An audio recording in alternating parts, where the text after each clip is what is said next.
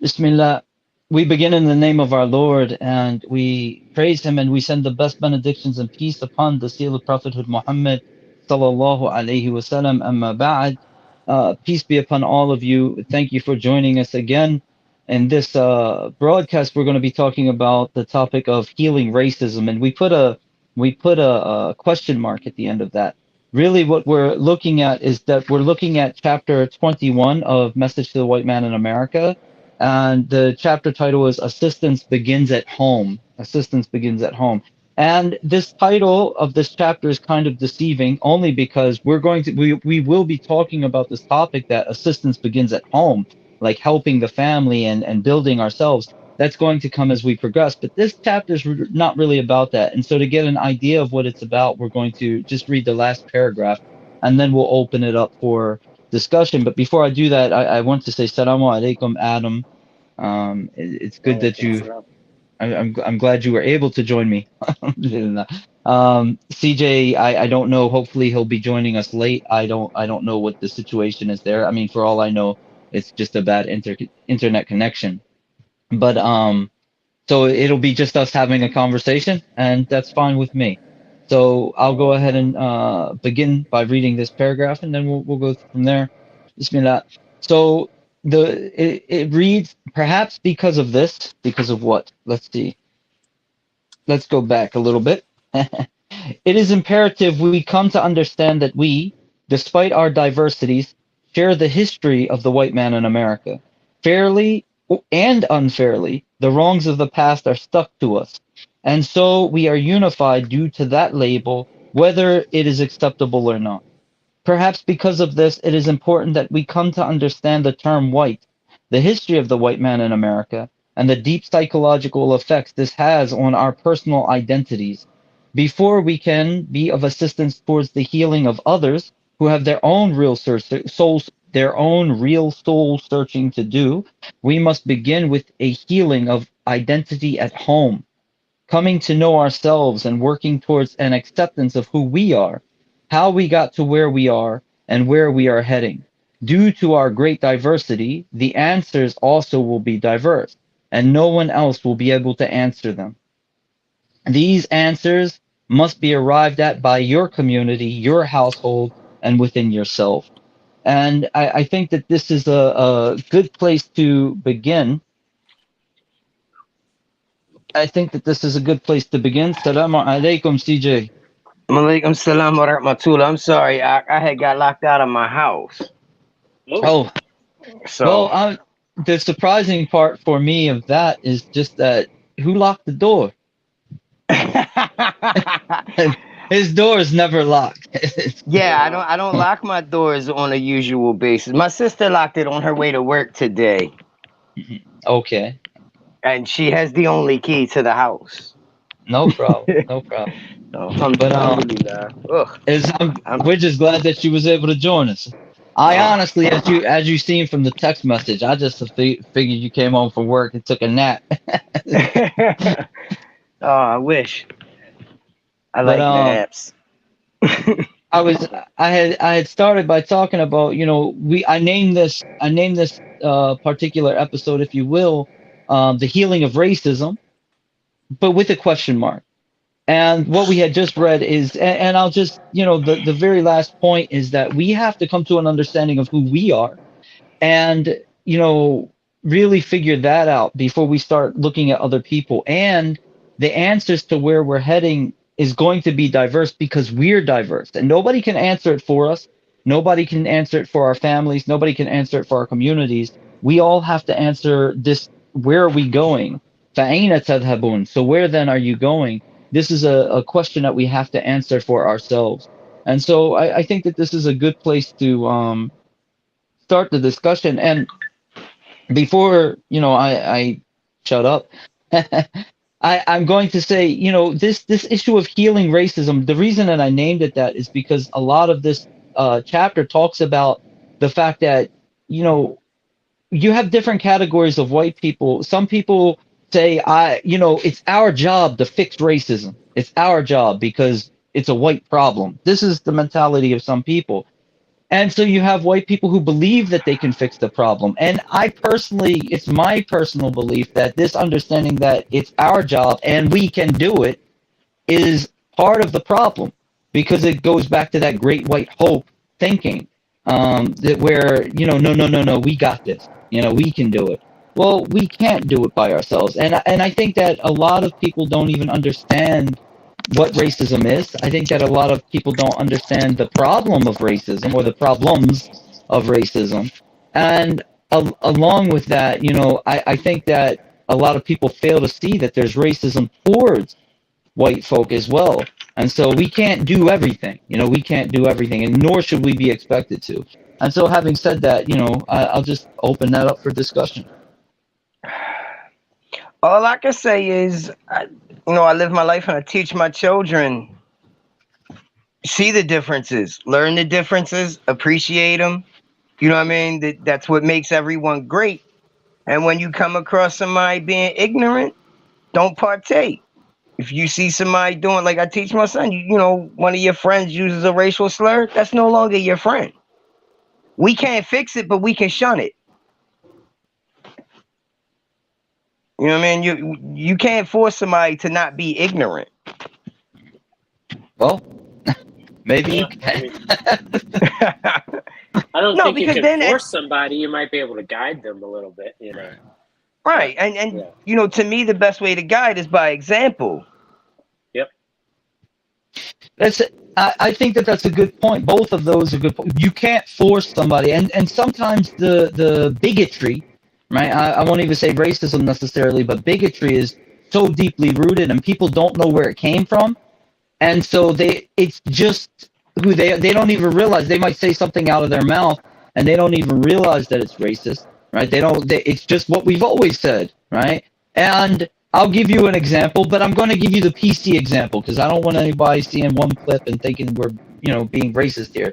So, I mean, where we come from, it was an everyday term, not every day, but, it's a common term, Afro-engineering, right? You got to Afro-engineer it. You can't make it work, fix it, make it work, right?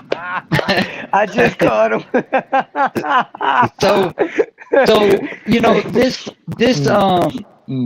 But this is actually, and it's not necessarily a racist term in that. Where'd we learn it from?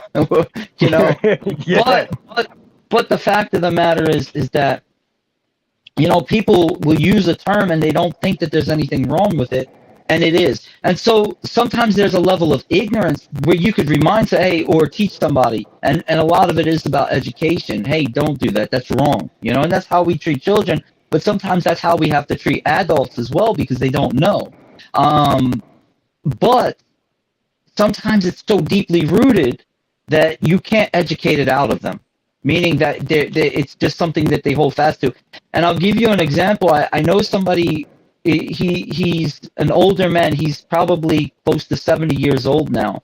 And he grew up with the mentality, his grandma, and he'll tell you, my grandma told me, you don't see two cardinals, you don't see a cardinal and a blue jay having a baby. You don't see a sparrow and a hawk having a baby, And so that's how his grandma explained to him that races don't mix, right? That was his literal upbringing.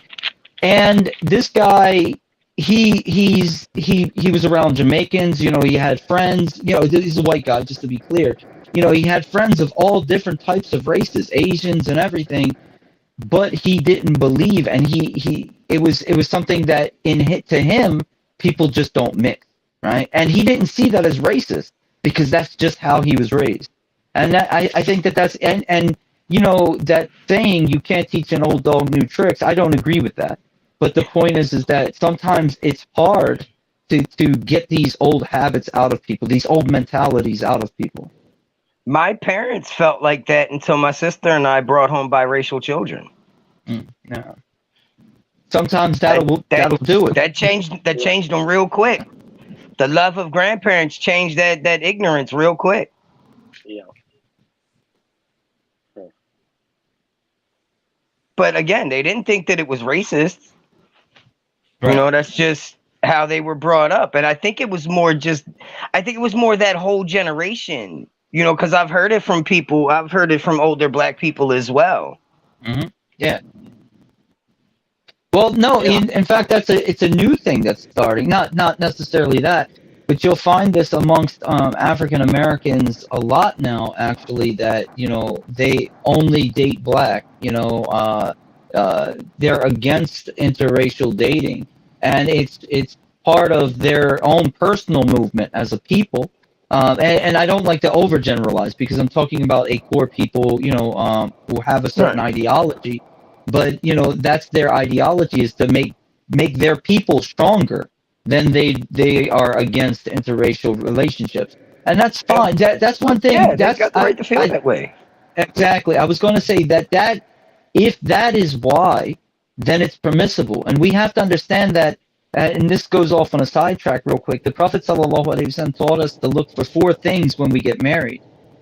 The first thing is beauty. Are we attracted to the person? Because if you're not attracted, then how are you going to have a long-lasting relationship?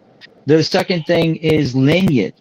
And lineage doesn't mean just the parents. Lineage can also mean what clan are they from? What tribe are they from? What nation are they from? All of this can be taken into account, right?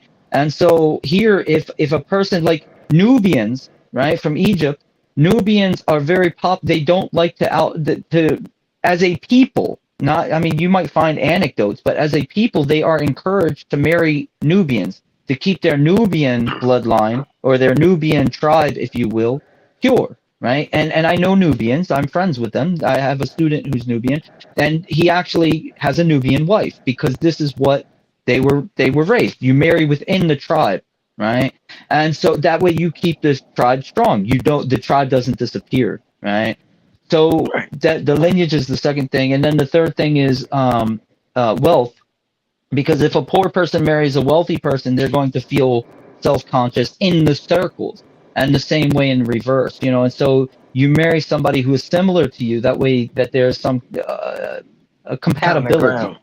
Exactly. And then the last thing is deen. And deen is most important, of course, the way that a person lives, their beliefs, their faith, their religion, all of these things. And that, of course, that takes precedent over everything else.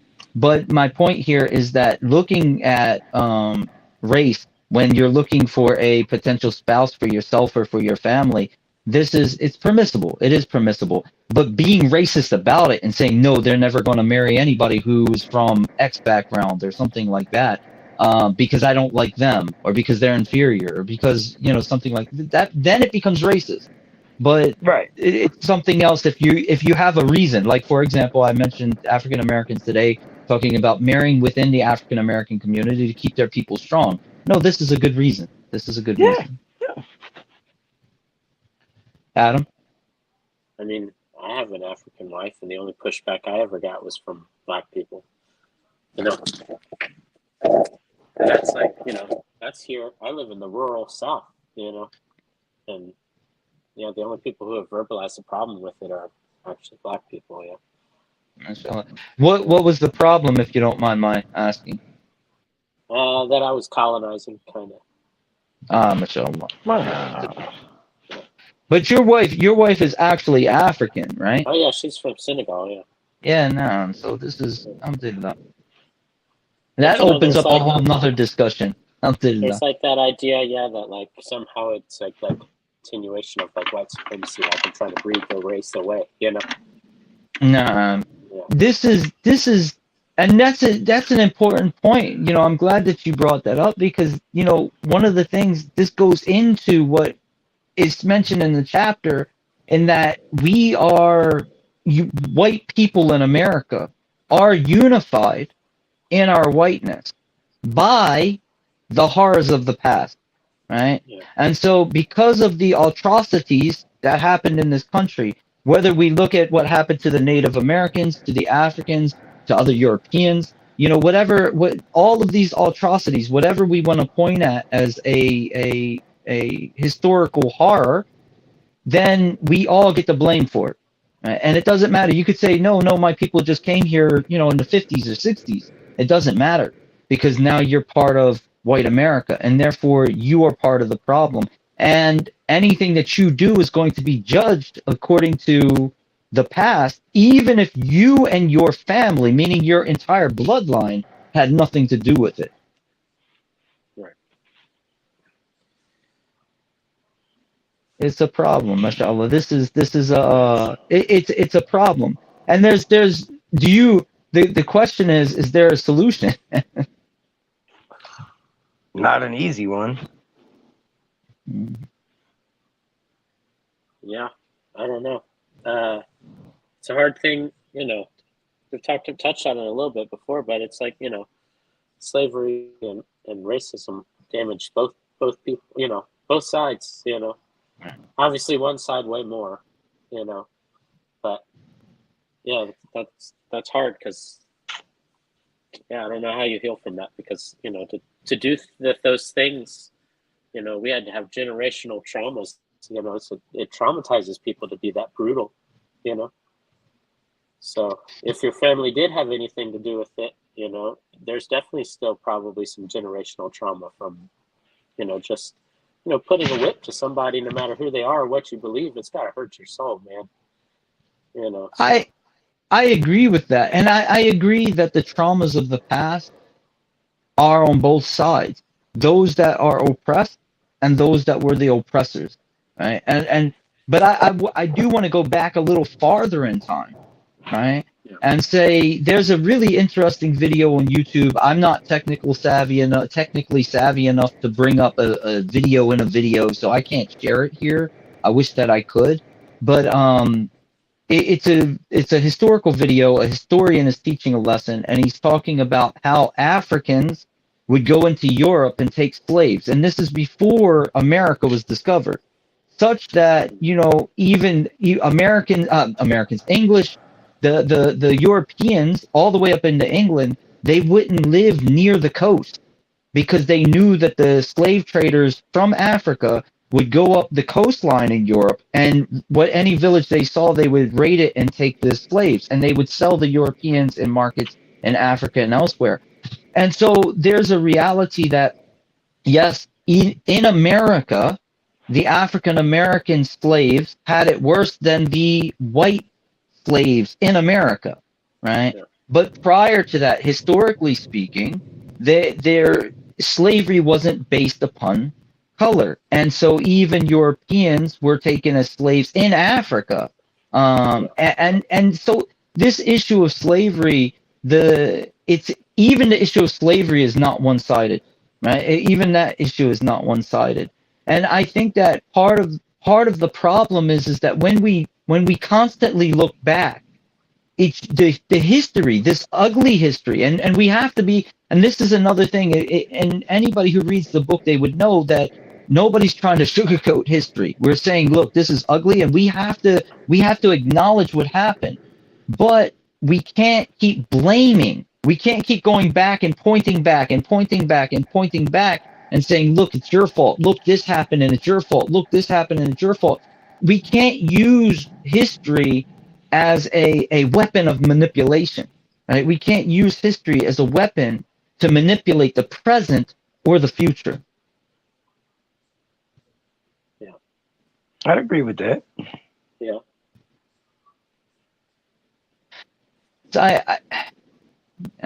So the history has to be acknowledged, and the system of, if we could say white privilege, and I think we mentioned white privilege last week, right? I don't know, but I'd like to know where I could get some. So no, and that's exactly how I think that I spoke about it last week, is that a lot of times, yeah, and CJ, me and CJ, we both grew up. I know, Adam, from what you've talked to us about, you've grown up poor in the South, right? Yeah. And CJ and I, we grew up in the projects here in Baltimore, and we were the minority. White folk were the minority in the city, but most definitely in the projects where we were raised, we were the minority. And so, when people talk about white privilege, a lot of times that's our response. I missed out on that one. Yeah. Where's my share? I got kicked out of that line. But when we think about white privilege, it doesn't mean that a person is born with generational wealth. That's not necessarily what it means. What it actually means is, again, that our worldview, the worldview that we're taught in society and in school and the like, is Eurocentric, right? So what we're taught is literature is Eurocentric, it's European literature. This is the good literature, right? What we're taught is art, good artwork, famous artwork, important artwork. It's Eurocentric, right? We weren't taught necessarily African art. We weren't taught Chinese art. We wasn't taught Native American art. We were taught European art. You know, music is based upon Eurocentric ideologies. I wasn't taught the Native American drums in school. I wasn't taught Neither Chinese was I. flute. Right? No, that's my Right, point. That's but my point. at the My same point. time, though, we live in a nation that is consistently 45% of European heritage. So, And that's the point that I'm making, though. That's the white privilege, is that we see beauty, we see intellect, we see these types of things through the lens of Eurocentric worldview, not necessarily any other worldview. And that's where the white privilege, the concept of white privilege, comes in. Is that the worldview itself teaches us what beauty is, right? And beauty is the upon the scale of whiteness. okay. No, I'm just that's I when we mean, talk like, about okay, white privilege. if that's the explanation for it, then it is Mhm. what it is. Okay. Right. Okay. Then that means in any other nation that is not majority white, they have black privilege or Hispanic privilege or whatever privilege. They So should. again, what's the problem? I don't see the problem. Adam, I mean, I get where he's going. You know. I mean, with all honesty, we can go to museums here in Baltimore. We've got plenty of black only museums. Yeah. Museums around the world. I'm sure every major city has a museum that's got an Egypt wing, and I mean, take your kids to the so museum. It isn't on the school system to teach your children about the rest of the world and other cultures, to be honest with you. I mean, I think our school system wastes a lot of money as is teaching a bunch of unnecessary things. Our school system, in my opinion, should be preparing our children for adulthood and entering the workforce. How to balance I out don't. checkbooks and things of this nature. I would say they need to teach more academics than that, but even that's faulty.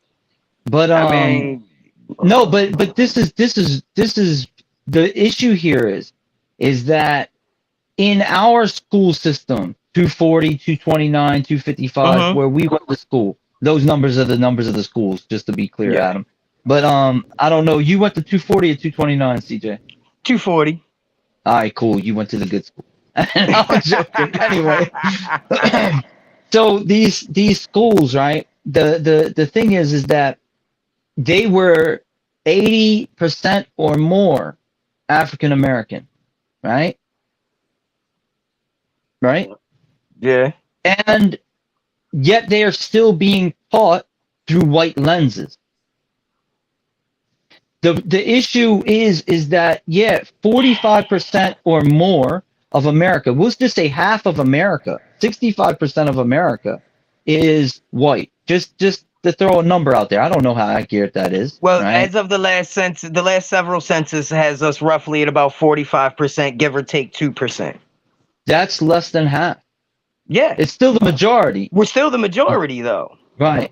But my point being here is that we're teaching everyone through that same lens, right? Of Eurocentricity. And Okay. that becomes a problem. That becomes a problem because it divorces other people from their heritage. It teaches, for example, and I believe, who was it? Chris Rock did that whole documentary on hair. Talking about hair. I don't remember what it was. I didn't watch it, obviously.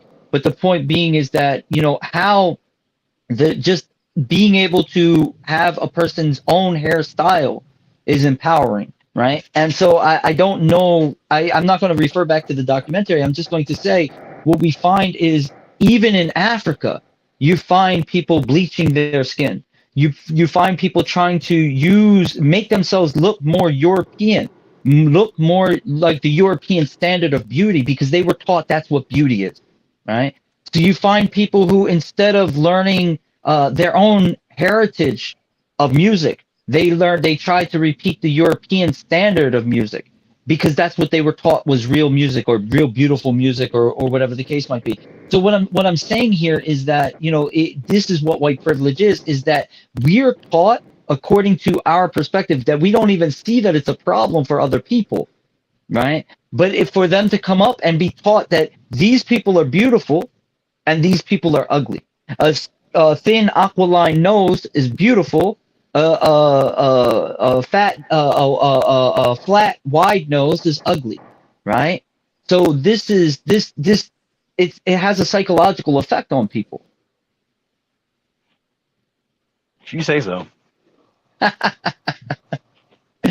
And no, so this is actually the beauty. Going back to the beginning of the discussion is that a lot of us, and I'm not claiming I do, and I'm not claiming you don't, right? A lot of us don't even understand the problem.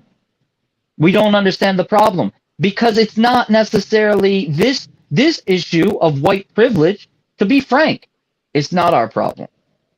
It's not our problem. Why? Because we it's how can I say this? We're benefactors of it, right? We don't. It's not abrasive to us. Why would it be? How would it be? But somebody else who this is having an effect on, how can we understand the effect that they have when we don't experience what they experience? You understand what I'm saying? Yeah, I see what you're saying. But again, we're the majority. I'm sorry to be that way, but I'm just going to be honest and like outright with it. Like it is what it is. Nothing is stopping anyone, especially in this day and age. You've got the entirety of the world's knowledge at your fingertips. There is nothing stopping anyone from researching anything that isn't a classified state secret. You want to know about African art? Google it. DuckDuckGo it. Whatever platform you use, it's there. You want to look up Asian music? It's there. You want to look up things you want to look up Polynesian art and whatever? It's all there. I'm sure But we can buy the Bollywood streaming service. this I is mean, all of that's true, but this is going back and obviously, what I'm saying is that from the earliest stages of a person's life, if this is what they're taught, right? Like white people go and they learn all of this stuff, right? So, for example, I can just go and I can learn about, for example, Indian singing bowls, no problem, right? But if I'm taught that this is the other, then it becomes exotic to me. It's an exotic thing to me, if you will, right? Or maybe in my case, it's probably medicinal, but that's a whole nother matter. But the point that I'm making here is that we can do that, but eh, I'm still seeing that as the other. It's not. It's. There's a disconnect with because it's myself. not American.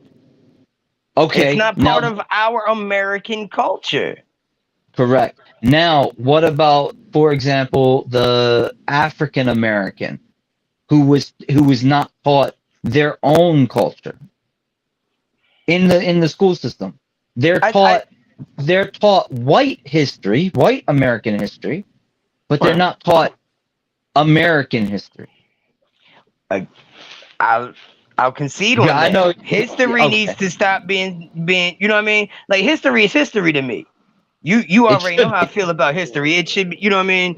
You, whether you're white, black, purple, I don't care if you came from Venus. If you did something great for America, you should be celebrated and taught in American history.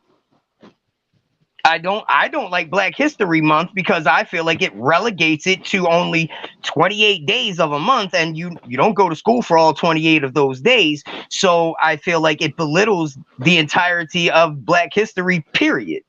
Right. No, I I agree feel with like that. it's a slap in the face and it's disrespectful to them. I think every portion of history should be taught, you know what I mean, from an American standpoint, whether you're black, white, Chinese, Japanese, whatever. And not just the positives, but the negatives as well. Why don't we learn about the Japanese internment camps during World War II? I agree. I agree. So, how did Adam? You was going to say something. I'm sorry, man. Well, I was just saying there just needs to be a whole restructuring of like how and what is taught in history, like he's saying, for the longest time, I remember, we're talking Christopher Columbus was, awesome.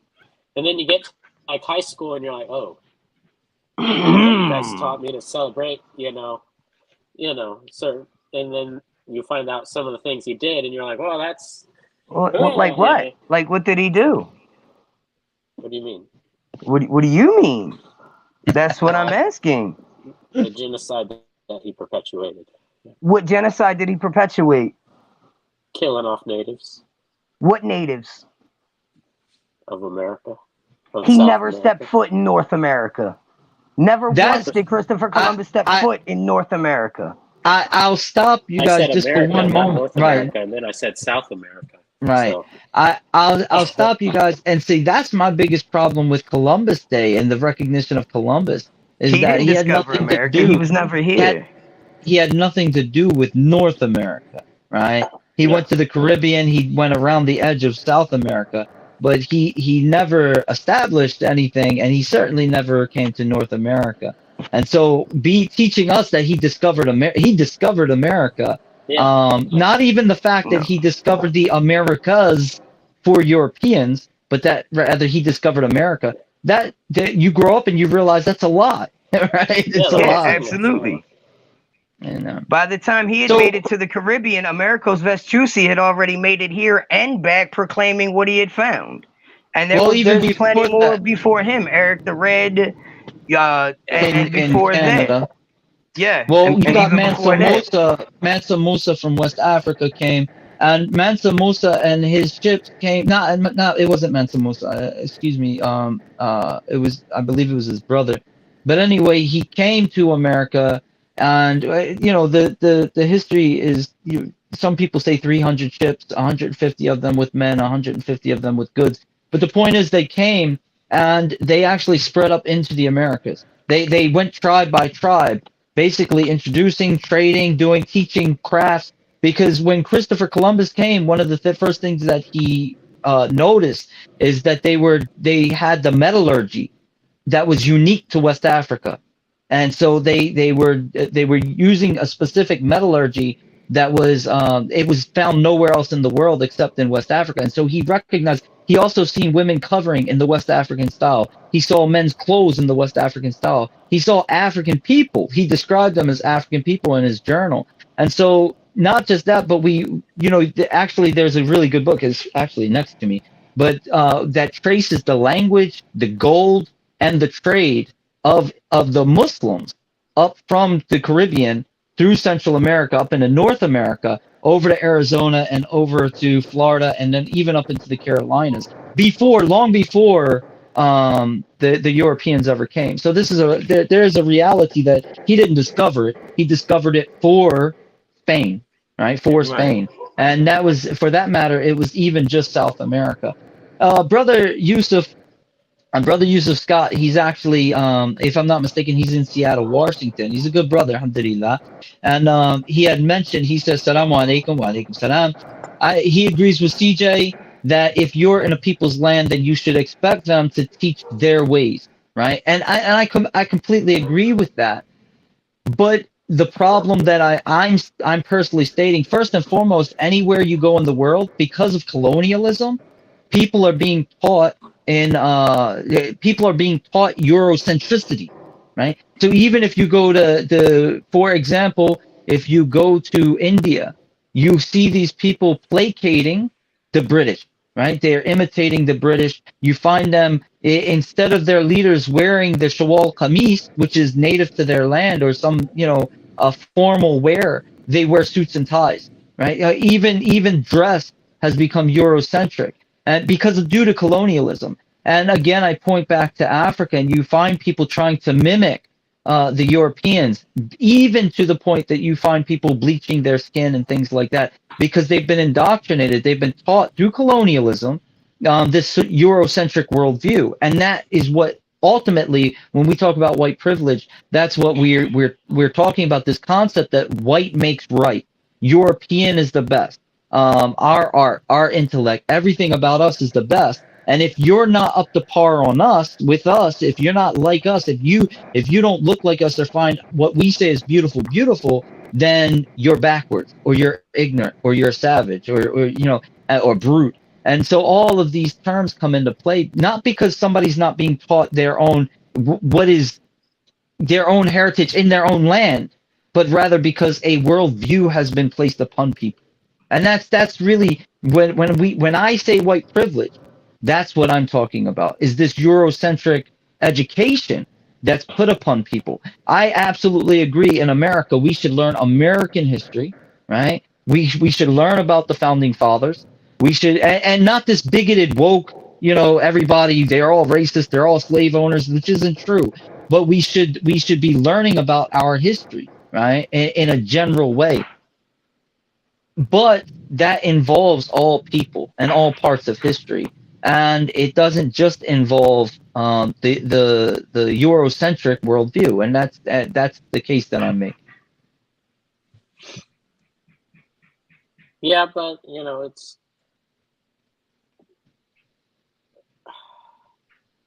I guess where I sort of agree with CJ is like, how is that? How am I supposed to fix that? Like, why is that my job? I'm part of that. Like, I think, it's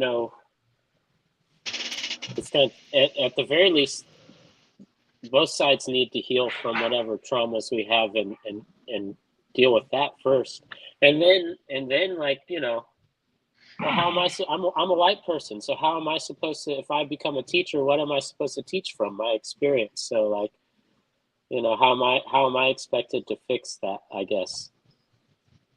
Well, I'm going to be teaching from a Eurocentric even point of view myself. Everything I say is going to come from a Eurocentric point of view. So it's like the sword can't carve its own handle, man. We need them to step up and that's kind of. I'm gonna say in my opinion, the first step is acknowledging the progress that has been made. I want to stop that thought for just 1 second, right? And I want to say, and that's really what I was saying from the beginning, is that to think that white people have to solve the problem, that we have to fix racism, that we have to heal racism, that thought in itself is the problem, right? To say, if you said that, we can do it, that in itself would be racist, right? To think that you have the capacity when it's not on us to do it. It's not on us necessarily to do it, especially not as a whole. What CJ just said, if I can just, I'll start you up, CJ. You could just take over. But one of the things from the time of the civil rights movement, that I'll say the end of the 1960s, there has been no law on the book. In fact, all of the laws on the book have put an end to oppression of people of color. The laws are there to establish protection and freedom, and many programs have been put in place to actually try to level the playing field. Right? A lot of progress has been made. And then during the Obama administration, interestingly enough, I say that because that was a sign of progress, right? It was celebrated. His inauguration, whether you liked him as president or not, is irrelevant, but his inauguration was kind of seen as the crescendo of the progress that was made. But then during his administration, there was such a huge backslide. And so there's so much progress that can be. Nobody can deny that since the 1960s, the system itself has not been had anything established. There's been no laws on the book towards racism, but rather all of the laws that have been made have been prohibitive of any form of racism whatsoever. And again, many programs have been put in place in order to level the playing field. That's my perspective, and I've talked to many African Americans about this, and even those who disagree with me, they still acknowledge that. The disagreement comes in with, well, there's still wounds, there's still the remnants, or what we can say, there's still ramifications of the history that came before that. But And they have to acknowledge that all of the laws were there. The system itself cannot be pointed to today as being racist. I'm gonna go ahead and compare it to this. If you get shot, that scar always gonna be there, and there's always gonna be some pain when it rains. But if you keep digging at the scab, it'll never heal up. And that's the best I can say. If you keep poking at the wound, it'll never heal. And I'm not saying ignore it and treat it like it's not a problem, but I'm saying confront it when you see it. Right then and there, on the spot. You hear somebody say something racist, confront them. Tell them, yo, we don't get down like that. You might not change their mind, but at least you show other people that you're not as ignorant as him. I can't, I play an RPG video game. My healer says he can't heal stupid. I can't fix ignorant. And I mean, I can teach my children not to be that way, and I can encourage their children, their friends. Maybe I catch one of their friends catching some ignorance from home. Maybe I can help try to steer them in a different direction. But I can't fix it for the whole nation. I can't fix it for the whole world, and I'm not even going to try. I'm going to say, Adam, I actually want to hear what you have to say about this, but I'm going to say that you jumped ahead for something that I actually want to really touch on, because I want to get to solutions. I want to talk about solutions, right? And that's the number one thing when we talk about solutions, especially when it comes to racism, is really starting with ourselves if we have that within us, because some people do, like I said, and they don't even realize they do because it's just part of their upbringing. But whether we do or not, it has to start in our family. It has to start with our children. It has to start with our surroundings. That's where we always have to start. And we can make a big impact on the world. We can change the world. But in changing the world, the way to start changing the world is by start changing our own environment. But again, this is something I wanted to talk about, towards the end, because again, one of the things is that we could talk about problems all day long, but I want us to focus on solutions as much as we can. I do want to point out one thing before I open the floor to Adam again, is that oftentimes when we talk about racism, we're talking about whites as racist. But the majority of people that I interact with who are racist are African Americans, right? Arabs are exceedingly racist, and Pakistani people are racist. And maybe it's because these are the people that I'm around, right? But the fact is that I'm around far more racism from non-whites than I am from whites. And this is important because there's the old joke that when we're all together, everything's cool. But when you're alone with the white folk, that's when the racist jokes come out. That's when the talk comes out. That's when all these things. But the fact of the matter is that again, when I'm alone in a group of nothing but white folk, this doesn't come up. Racism comes up more from non-whites around me than it does from whites. And that's just my experience. That's just my experience. And so this is one of the things when I'm talking about ending racism isn't just on us. We can't be responsible to end other people's sicknesses. We can just address it when it pops up in front of us, as CJ said. Adam, we said a lot, man. I'm sorry. I just kept going on. You seemed like you was leaning Oh in like no, you wanted no. to say something. I mean, I completely agree. Like, you got to teach it at home, and you got to confront it when it comes up. And like I was saying, like when if I were to become a teacher, let's say a teacher of history, obviously I'm going to teach it from my perspective, from my understanding and my perspective.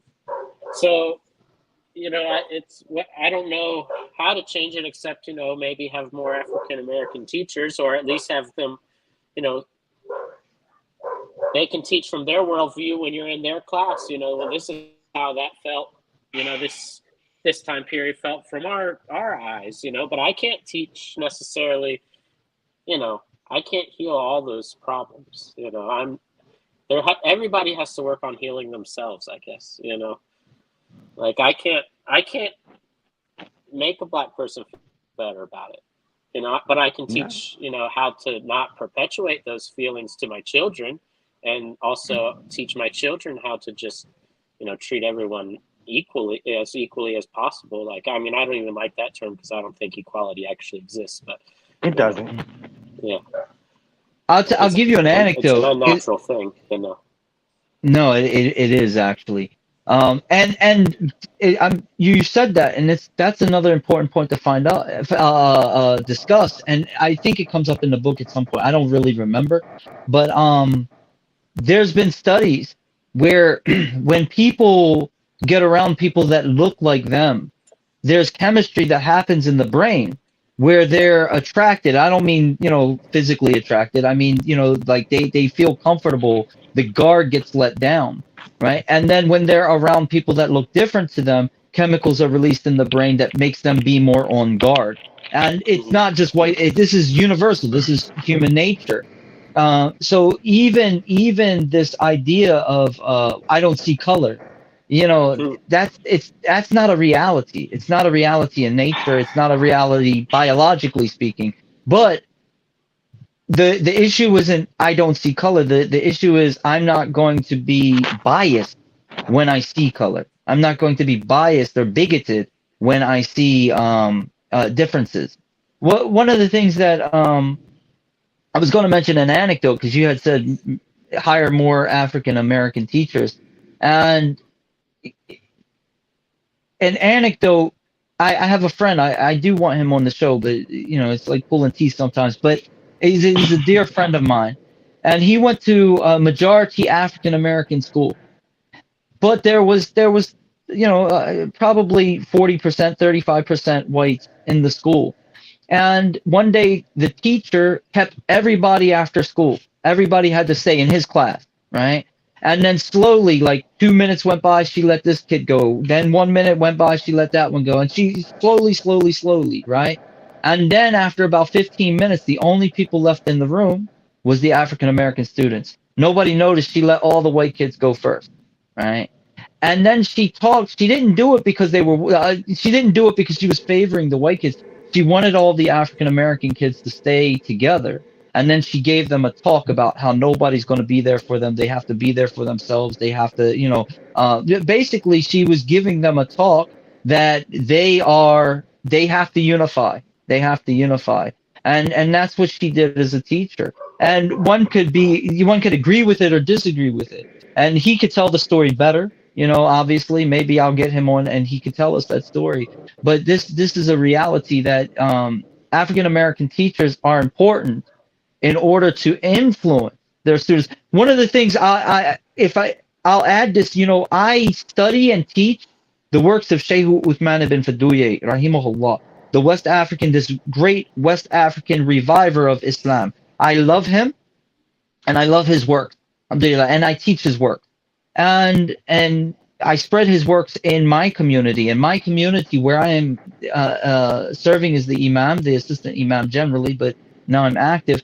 But where this community is African American, right? It's African American. And one of the things that I keep saying is that we have to know the African shuyukh because they are role models that the African American community can look up to and say, these people are like me, I can relate to them, right? This is in Islam.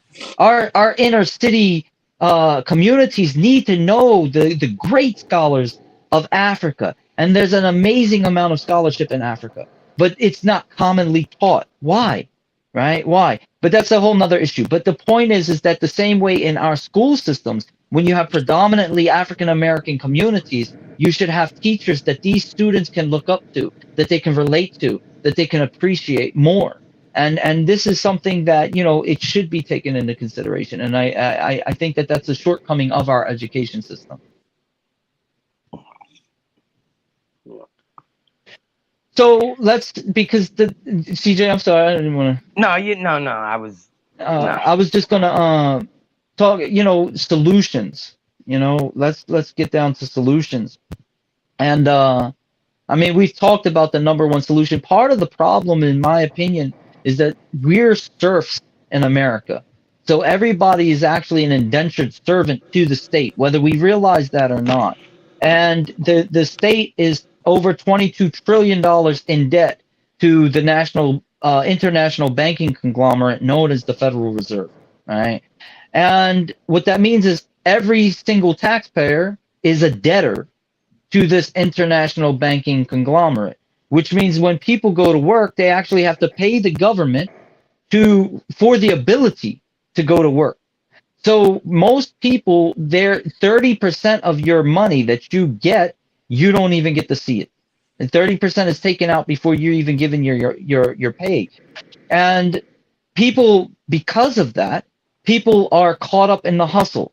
They're working paycheck to paycheck, rent to rent, bill to bill, and they don't have time to worry about things in the world around them. And I'm not even saying that they necessarily should. I think that in fact the internet has given people such a platform of world events. People speak about things that they're not qualified, that they have no knowledge of, and they feel free, like, oh, this is my opinion and it matters, when it doesn't. They need to be focused on what they need to be focused on. But my point is that people are so busy with the 9 to 5 and consumerism, their serfdom, that they actually don't have time to really even think about these issues of how to heal, right? Of how to heal.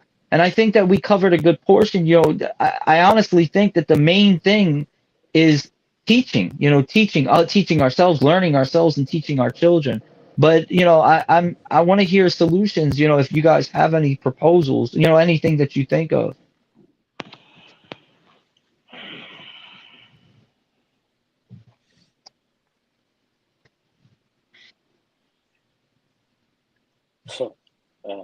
Now I'm going to yell at both of you, man. Outside of teaching our children not to be that way, speaking up against it when you see it, I can't think of any. And again, I don't honestly think it's my responsibility. My thing is, Adam, did you have something? I mean, this might lead us into kind of where you were headed in the first place, but I mean, obviously, if there was a possibility of implementing Sharia, man, Sharia would fix everything. But well, I'm going to head that way a little bit, yeah. Right? But what I was actually going to say is actually teach people faith. Yeah, faith. yeah. When we live our faith, when we live our belief in God, and we believe the fact that God created Adam, and from Adam Eve, and from Adam and Eve all of creation, then we see one another as brothers and sisters. Yes, we have different nations and tribes, but we're all children of Adam, and ultimately we're all going to die and return to God. We all are sharing in this human struggle. We have different strengths and weaknesses, but if we really believe La ilaha illallah, that there is absolutely nothing worthy of worship other than the one true God, and that He sent guidance for all mankind, right? This goes a long way to healing hearts, right? It goes a long way to healing hearts. Now, I'm not going to claim there is no racism in Islam, but I'm not going to pretend that there's no racism in Muslims, right? So but if a person is serious about their commitment to God, then that faith alone is a purification. It actually heals a lot of these traumas. And so I think that, it might not be our responsibility to heal the world, but it is our responsibility to call people to believe in God and to live upright lives. Mm-hmm. I think that's a good step towards a solution. For me, when I say Sharia, I don't ignore the spiritual side. You can't have if you're Sharia without the faith is insanity as well. So So let me hit straight to the point Adam was getting at. I told him before we came on, I didn't want to blindside him with this, right? And so I'm going to, and he thought that I was about to discuss it, but I'll go ahead and discuss it now. And that is, we have this woman, right? Her name is Claire. I don't need to go any farther than that. And she has this ideology called secular Quranism. Secular Quranism. And in her ideology, what she's calling to, and she claims she's been calling to this for the last 10 years, she says that we need a one party government that is ruled according to the structure of the Quran, meaning that the legislative system of this government, all of the politics, all of the laws are the Sharia. Not the Sharia, I'm sorry. All of the laws are from the Quran. It's all Quran based, right? And she says that basically if we can get an amendment to the Constitution, right, then we can get the American people to live under the Quranic laws, and that would solve the problems of America, right? This is her ideology. Now, not, she goes to the ayah, la ikraha fi din. There's no compulsion in deen. And so it's secular. You don't even have to believe in God. You just have to live under the legal system, right? You just have to live under the legal system. This is her pitch, right? And she believes that's the solution to all of the woes of America. I'll open it up with that. It's just going to cause more trouble. First off, as we see with this two-party system, it's very easy to corrupt our government. Absolute power corrupts absolutely. So if you only got one-party system, there ain't nobody throwing anybody under the bus. How we supposed to catch the corruption? Secondly, there are so many ungodly people in this nation, and I don't just mean like they don't practice any faith. I mean like they're anti-faith, that even the mention of it being Quranic law is gonna cause an uproar. Like they're out there making noise because of it being mentioned as Abrahamic law. I just see it as it's gonna fail at the one party system anyway. Because if you only have one state of mind, that it just doesn't work. It just doesn't work to me. I'll comment on that real quick, and then Adam, I really want to hear what you have to say. So that was my argument: is to impose this law upon a people needs tyranny. It demands tyranny because you have to impose the laws, right? Because the people aren't going to want those particular laws over them, right? Now, what's going to happen is because the people don't want those laws, it's going to cause unrest amongst the people, which will then cause the tyranny, which will then cause an uprising against the government. So it's a quick way to actually lead to civil war. That was my response from a legal, just looking at it at a topical point of view, as TJ said. But Adam, I want to hear your thoughts on this. Well, I mean, I have several things. I agree that it's, especially if you're calling it like secular Quranism, like he said, that name alone is gonna just like cause a problem. So if she's super serious, she needs to call it something else, because that just isn't gonna, nobody's gonna go for that in the first place.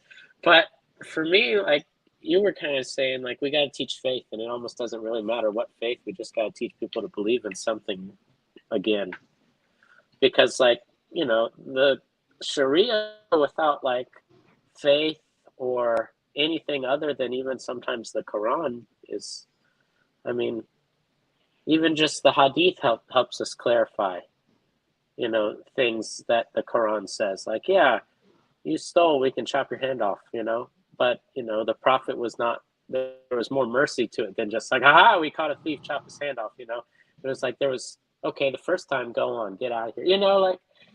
And how much did he steal, and why did he steal? Right, yeah.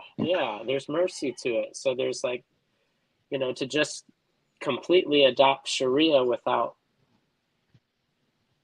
any faith or any of the spiritual knowledge behind it is horrifying tyranny, So, and that's, no, I'm sorry, go on. We need. It's an extreme solution that there's no middle ground to it, because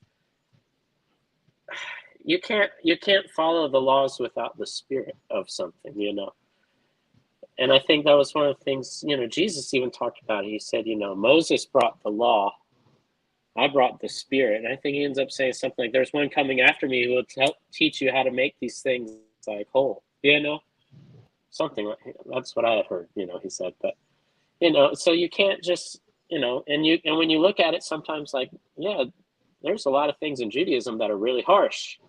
And there are a lot of things in Christianity that are beautiful because of the mercy and love of the teachings of Jesus, And And so, Muhammad came and made those two things go together beautifully, right? And there's a whole way of life based around it. So you can't just be like, these are the rules in the Quran, screw all this other, don't listen to hadith, don't listen to there's deeper meanings to the Quran that, a secular reading of it isn't gonna touch on, And so you have to have a faith basis of some sort, even if, they've got to believe in, people got to believe in something higher than themselves to heal anyway, We'll go back just for a moment and say that, Islam is four-dimensional. And in order for anything to work in this world, in order for anything to be living in this world, meaning alive, and this is why other religions are dying, because they're not four-dimensional. Islam is still four-dimensional. And if you take away those dimensions, then you lose the life and it starts to decay. Right? And this is, again, what we see in other religions. So Islam has the foundation, right, which is the belief system. And without that belief that God is, first and foremost, without the belief that God is, everything is subjective, right? Everything is subjective. It's all haphazard accident. Everything is a haphazard accident if God doesn't exist. And so what that means is that this is just another system of law being imposed upon a people that they don't want, right? So why should we need any law? Why can't we just be anarchists? Why can't we be libertarian, right? If there is no God, right? So the fact of the matter is, if there is no God, then this system of law is just another man-made system of law being imposed upon us. So that's the very first thing, that God exists. And then God sent guidance for humanity. We have to believe that. That when we believe that, then this becomes the best system of law. But anyway, so Islam, for our height, the dimension of height, this is our faith, right? For the dimension of width is the law. The dimension of depth is tasawwuf, suluk, ihsan, spirituality. And then the temporal dimension of time is that we're all headed towards the sa'a. We're all headed towards the hour. Now this becomes important, because if you divorce the width from all other dimensions, there's no foundation, there's no inward reality, and there's no reasoning. We're not going anywhere, right? Then you just have another system of laws, right? There's imbalance. One dimension, it's one-dimensional. And this in itself is oppressive.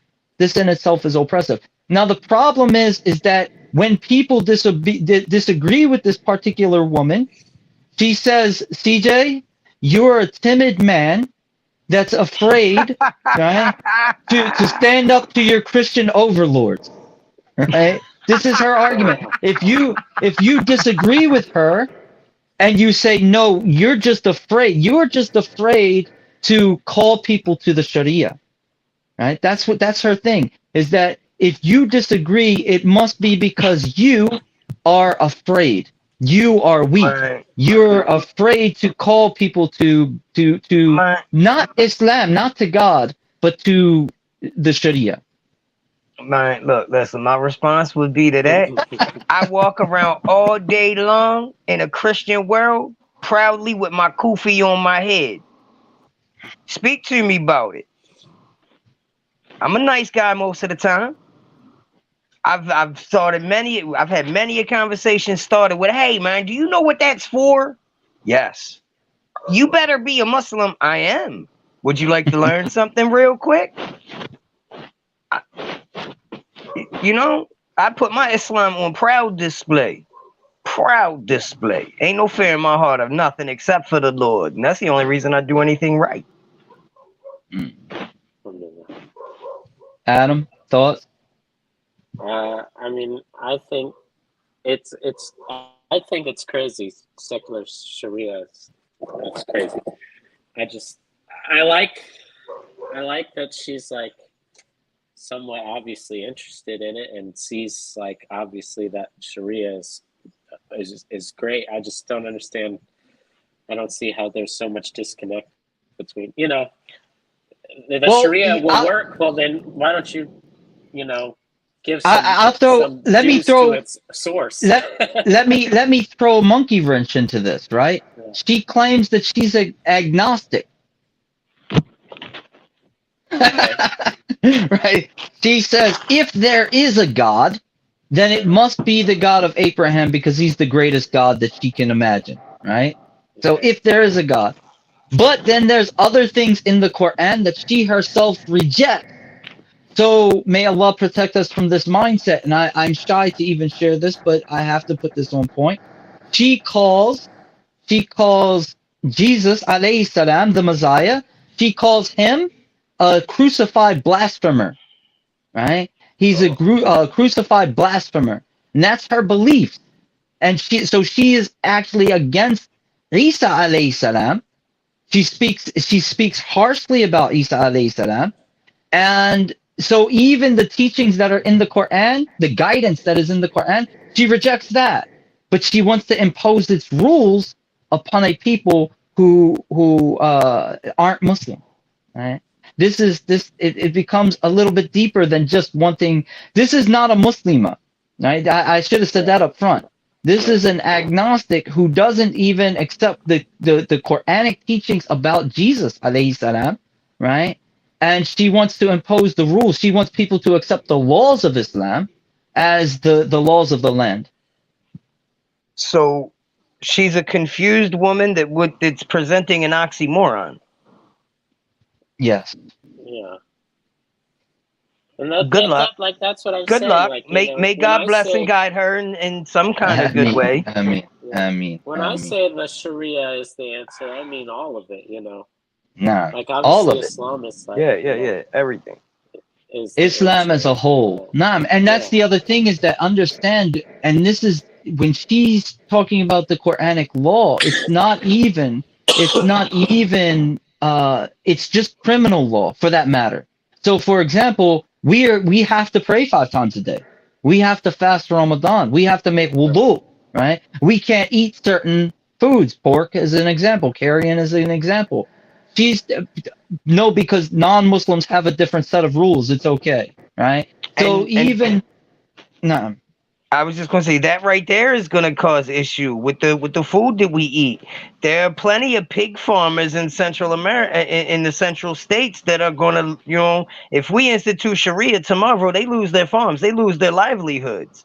So who's gonna compensate them to switch their livestock? I don't want that you tax bill. Yusuf, he brought up a good point. You, the brother who's watching with us, alhamdulillah, he needs to come on the show one day. If he's with us, man, we need to get him on, inshallah. But sorry, I'm apologizing to him. Sorry, I didn't send you a link. I didn't know you'd be joining us, or you'd be sitting here having this conversation with us. But anyway, he said she does bring up an interesting point in regards to da'wah, though. Many argue against the Sharia, yet she finds benefit in it from a secular point of view. We should come up with more defenses, with more defenses on this level. So I, what I understand from that is that because many are arguing against the Sharia, she's pointing out the benefits of the Sharia, right, from a secularist point of view, and so we should be able to defend that. There's another point when the da'wah comes, because her claim is if you impose the Sharia on a people, that they would actually experience justice and peace, right? They would experience this, and so therefore they would be moved towards belief or acceptance. But what Yusuf is saying, not he's not bringing that point. That's her point. But Yusuf is saying that if I understand him correctly, that because people are arguing against the Sharia, if we can present it to our people, to the American people, our people, and show it to them from a secularist point of view, then they would see the benefits of the Sharia, and so we should have defenses for that. You know, I agree with that to the point that we can have conversations, and every time somebody asks me about the Sharia and we have a conversation, they start agreeing with it. They Yeah. every time. But I don't care about them agreeing with the Sharia. This is my position. So I don't care about them agreeing with the Sharia. I actually care about them wanting God, because I'm yeah. calling people to God, not the rules and regulations. I'm calling people, when a person loves God and they want God, they'll start changing their life, Well, right? But if I ask them to change their life, that's not going to put God into their heart. well, So let, what I took from what you meant, so before that, that whole thing, like you were saying, the pork and the praying 5 times a day, she ignores those bits. Well, that's for Muslims. So she would say, so secular Quranism, but you can eat pork if you're You not a know, Muslim. my understanding is that's her position. Okay. So Because it's the not picking eating and pork, choosing. well, yeah, no, it's absolutely picking and choosing, and that's the other thing is that her understanding of the Quran is based on translations. Yeah. So she doesn't have access to the original language. And B, it's based on her understanding of her reading of the translation.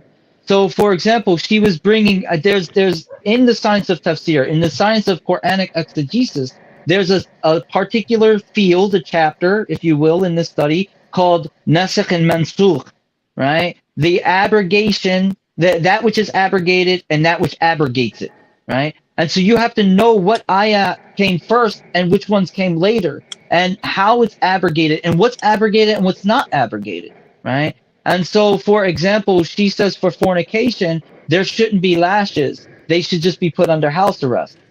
And when you say, wait a minute, they were supposed to be lashed, she'll say, no, no, what about this verse where it just says put them under house arrest, right? And I'm like, no, you have to understand one thing was abrogated by the other thing. But because she's making it up as she goes along based upon her reading of the translation, without even reference to classical exegesis, without reference to our imams, without reference even to the ahadith, right? Then this creates a problem because it all becomes picking and choosing. It's her interpretation of the laws of the Quran. Huh. Interesting. Well, and that's part of the problem of a one world government. Not a one world government. That's a whole nother problem. But a one party system of state is that who gets to decide? Who gets to decide based on what is the Quran actually saying? I feel like, for me, whatever, you said you want to talk about solutions, you want to talk about cures.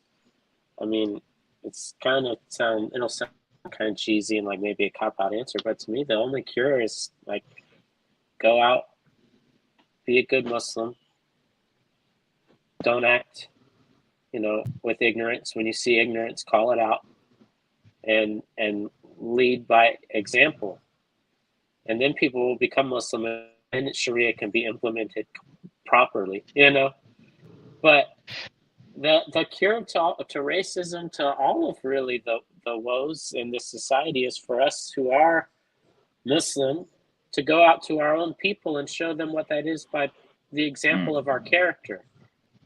Yep. We are white people, so it's our job to go out amongst the white people and show them what Islam is through our actions. And then Islam, and especially through studying of the self and Isan, Tasawwuf, whatever you want to call it, is the cure for everything. In it is the cure for everything.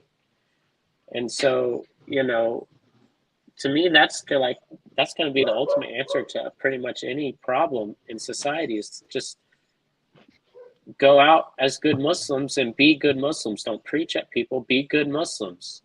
And they're going to see that it's the way, I'm going to add one more thing to that, if I may, and that is accepting ourselves, our own identity, recognizing who I am. I am a white American, right? I am. Yeah. And I am a Muslim. And being comfortable like that, right? Recognizing that, being comfortable with our own selves, accepting ourselves for who we are. And I'm saying that universally for the people who are not white Muslims, right? Yeah. And those white people who are not Muslims. So what I'm saying is that everybody has to learn who are they, really figure out for themselves who are we as a people, who am I as, who is my family, who am I as an individual, and accept themselves for who they are. Because only by accepting ourselves for who we are can we then appreciate and accept other people for who they are, right? And so I think that's really a good start, is really figuring out who I am, and really being comfortable and accepting that. And then this interacting with the other in a way that shows appreciation, as opposed to any kind of bigotry or bias or something like that. But if we're not even comfortable with who we are, how are we going to be comfortable with who other people are? Or how are we going to be comfortable with ourselves around other people if we're not even confident in who we are? And so I think that that also is a major step. So I have to say, it's late. It's much later than I had thought that we would be going. So because I have to actually go pray at the masjid, inshallah, Maghrib's getting ready to come in. So I have to cut this short, and I apologize because I think that there's a lot more to be said. But Adam, do you have any closing thoughts before we wrap up? I mean, I guess to heal, since it's about healing racism and everything starts at home, everything has to start first with your children. Teach them what's right, wrong, not to be ignorant. Then go out into your community. When I say your community, I mean, I can't heal the black people of their woes. I don't even know what all their woes are. I can't heal the Hispanic people of their woes. I don't know what they are. So it's like, my friend Shane was told at a black Muslim conference, he said, what can I do to help? They said nothing except go teach your people about Islam. And so that's what our job is to go out to our community and teach them Islam. And that will hopefully start the healing at least. I'm sorry, man. These are supposed to be the final words, but you just brought something up. I remember when he was at this conference, right? And it's important to realize that other people are doing this, right? Having Black Imams Roundtable, the African American Council, Islamic Council, these things. There are these different groups. When is there going to be a table, a platform where whites talk about the problems other than us guys, but the imams getting together, the scholars getting together, talking about the problems of the white communities and how to address them. We can't be afraid to do that same thing. I'm sorry. So that goes into what you were saying, but you had mentioned that, and I'm like, yeah, we don't have that, and that's something we should be moving towards. Yeah, we need that. Yes, we need to. I'm sorry for interrupting your thoughts, man. We need to start in our communities and teach them. And the only people who can teach, a black person walking into a white community is not always going to work out, so a white person needs to walk into the trailer park and start teaching, Absolutely. That's the only way to cure it, is to take the message to our own people and, let each people heal themselves, and then we can come together, Healed. What about you, see that? I'm sorry. I'm sorry, man. All right, would you done, Adam? All right, I'm sorry, man. All right, Adam. Just to just pretty much reiterating what Adam said, man. Walk it, live it, be upright, and you know what I mean. Stand firm. No, shine, be a shining example. I think that the question of how to go about it it's going to be as diverse as the people are diverse, right? So not just races, but even within the communities themselves, every community is going to have their own answers of how they can solve these problems, because different people have different capacities and different people have different problems. Different communities have different issues. And so it's going to the solutions are going to be diverse. It's going to be community based, but it's also going to be family based, but it's also individual based. And it goes back to, my final words is it goes back to really coming to that firm grasp that we are all children of Adam, and Adam was created by our Lord, and ultimately we all have to return to our Lord. When we can recognize that ultimate reality, then we can build from there. But as long as we think, as long as we keep neglecting the remembrance of God, وَلَا تَكُونُوا كَالَّذِينَ نَسُوا اللَّهَ فَأَنْسَاهُمْ أَنفُسَهُم. Don't be like those who forgot God, so God allowed them to forget their own selves, right? So as long as we're heedless of God, we're going to be heedless of our own selves. And so we have to be people who go back to God, take our families back to God, and remind our community of God, because that's the solution to our problems. And that, more than the Sharia, is the solution to every single problem in our communities. Right? And that's my final word in the matter, inshallah. So if anybody has anything to add before I close, I'm all right. I thank both of you guys for joining, and Yusuf, I know that you're only in the comments section, you're viewing, but yeah, I thank you for being with us. And next time, maybe we'll have Yusuf on with us next week, inshallah, if he's willing. We can schedule it in the future. You guys can meet him, and we'll have a chat, inshallah. So with that being said, thank everybody for viewing, and we look forward to you guys joining in the comments. Share your thoughts in the comments. Maybe you think we're way off base. Maybe you want to argue, and maybe we got something wrong. Share with us, correct us, teach us. We're open, right? And with that, we'll say Subhana rabbika rabbil izzati amma yasifun wa salamun ala al-mursalin walhamdulillahi rabbil alameen. Assalamu alaikum. Peace be upon everyone. Alaikum salam.